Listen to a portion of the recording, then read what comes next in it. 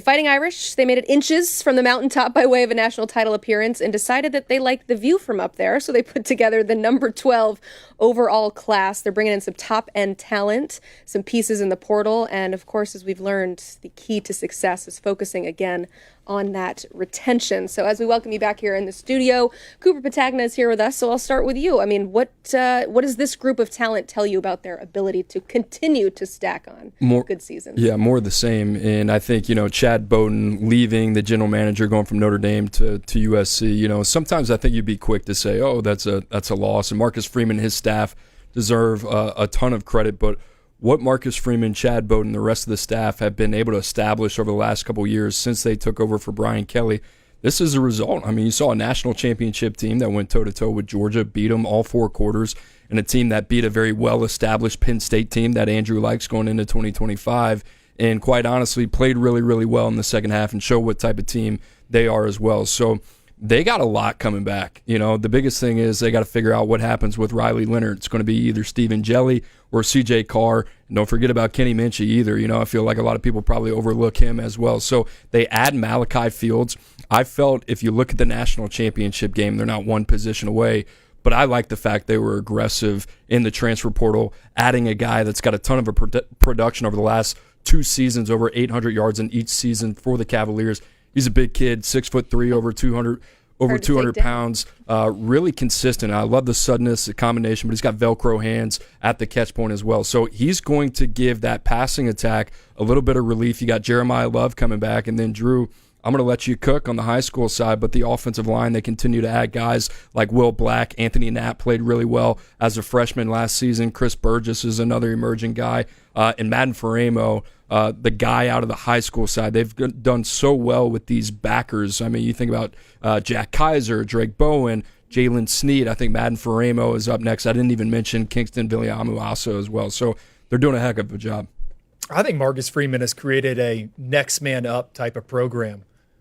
And we saw that this past season. I mean, how many injuries down the stretch? And Marcus Freeman had the Irish playing as good as anyone. And they're leaning on young, true freshmen. So when you look at Notre Dame's 2025 recruiting class, just pick an individual and they could be called upon in year one. Will Black is the headliner offensive tackle, number 9, corner protector for us. Really interesting story. Kid originally from Canada. He's got a hockey background. He's got to continue to rise in our rankings, and he could be a potential right tackle at some point down the line. I mean, how good is Notre Dame's offensive line? I just gushed about Penn State and all the depth they had. Notre Dame essentially kind of pushed out 2 guys that transferred to other Power 4 programs are going to start there.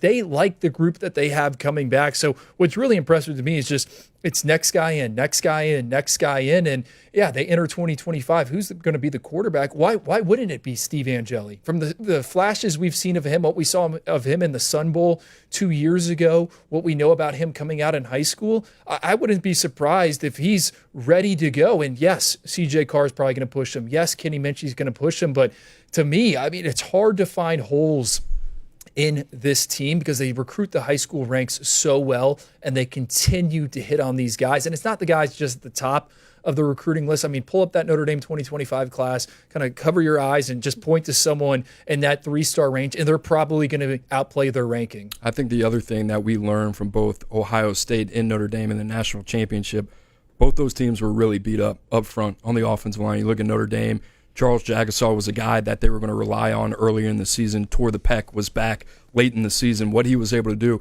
whether it was at right guard or left tackle, step up there. Tosh Baker was another highly touted guy coming out. His career didn't work out the way that a lot of people thought it would, but he was able to step up, get him out of a game as well.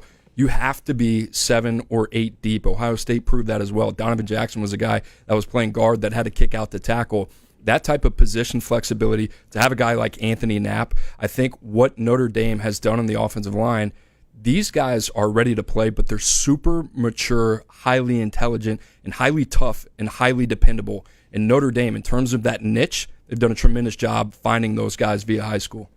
Well, you have to figure out what it looks like to be in such a deep playoff run, and you're talking about all the things that you learn, the position groups that you really need to stack talent, but What does it do to your recruiting chops when you're able to boast the fact that, yeah, we just played for a national championship? Are you sensing any extra heat on the trail from Marcus Freeman, or is this just what he does? Well, I think with Chad Bowden, when he was there, and Cooper brought off, he's out. James Blanchard comes in from Texas Tech, and interested to see James Blanchard behind the scenes, kind of in the personnel world. He's known about a guy that really covets like traits and track and field times, and I think that plays right into what Notre Dame has done. Where has the difference been for them? I feel like they're just kind of getting these athletes that have a little bit more to them than maybe years prior at Notre Dame. We've seen them, dip into Florida. They'll go into Georgia. They continue to spend resources recruiting Texas. And, Notre Dame still isn't winning every recruiting battle. Remember, Deuce Knight was committed to play for the Irish. He ends up flipping, and he signs with Auburn. So they haven't gotten everyone,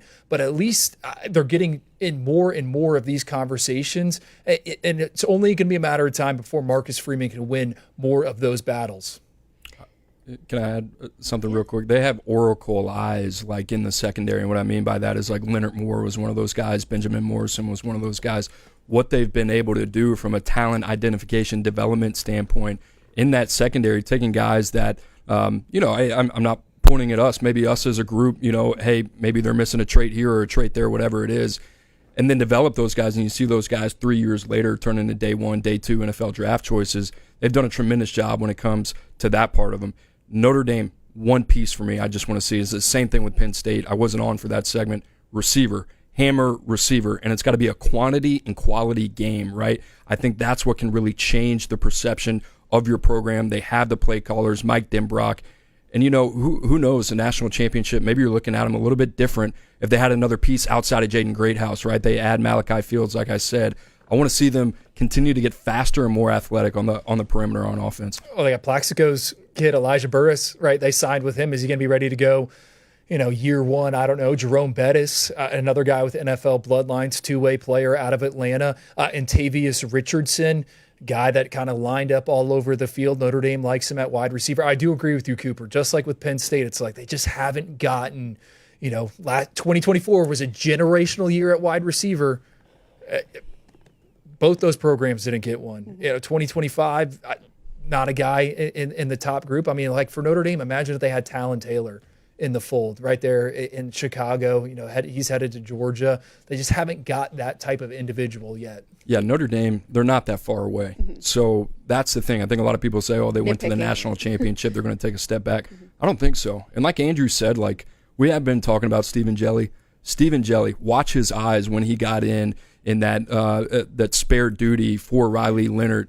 He looks like a guy that is poised, focused, ready for the moment. And guess what? He's still there. Everybody's ready to hand the keys to CJ Carr. He's still there. There's some resolve about that kid, so I'm really fascinated to kind of see how that shakes out. Well, you and I talked to Riley Leonard earlier this week on the Ultimate College Football Show on Monday, and you asked him about that drive to start the national championship game, the 9 runs. He was obviously exhausted, and a lot of that is, yes, he can do that, but he would have also probably liked some opportunities in wide receiver to throw the ball to some guys. So that was a question mark last year, and it seems like a little bit of addressing here going into this year, but still leaving something to be desired. You can also watch that interview on the 24/7 Sports YouTube page. Our friends at Irish Illustrated also got you covered on all things happening with Riley Leonard and the draft process for him as he turns the page to the next story of his career. But they've got you covered on everything happening with Notre Dame football.